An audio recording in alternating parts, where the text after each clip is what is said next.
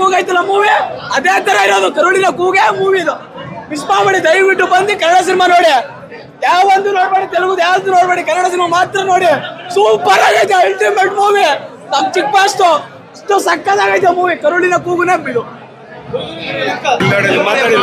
ಮಾತಾಡ ಚೆನ್ನಾಗಿದೆ ಅಣ್ಣ.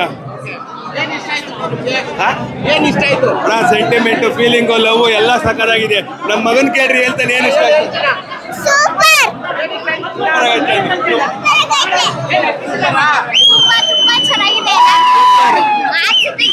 ಖುಷಿ ಆಯ್ತು.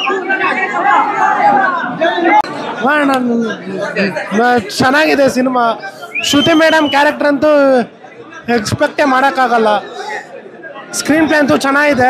ಇವತ್ತಿನವರೆಗೂ ವಿನೋದ್ ಸರ್ ನಾನು ನೋಡ್ದಿರೋನ ಈ ಒಂದು ಸಿನಿಮಾದಲ್ಲಿ ತುಂಬ ವಿಭಿನ್ನವಾಗಿದ್ದಾರೆ ಅಣ್ಣ. ಅಷ್ಟೇ, ಥ್ಯಾಂಕ್ಸ್. ಸೂಪರ್ ಅಣ್ಣ.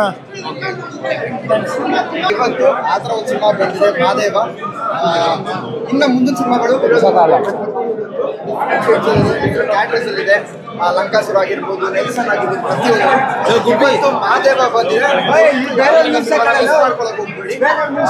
ಬಂದು ಥಿಯೇಟ್ರಲ್ಲಿ ನೋಡಿ ಆ ಸೌಂಡಿಂಗ್ ಆಗಿರ್ಬೋದು, ಆ ಫೈಟ್ಸ್ ಆಗಿರ್ಬೋದು,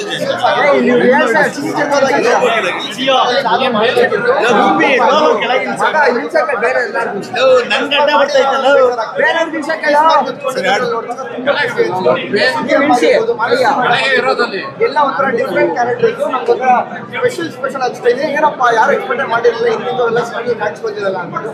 ಕಿಟ್ಟಿ ಅಣ್ಣ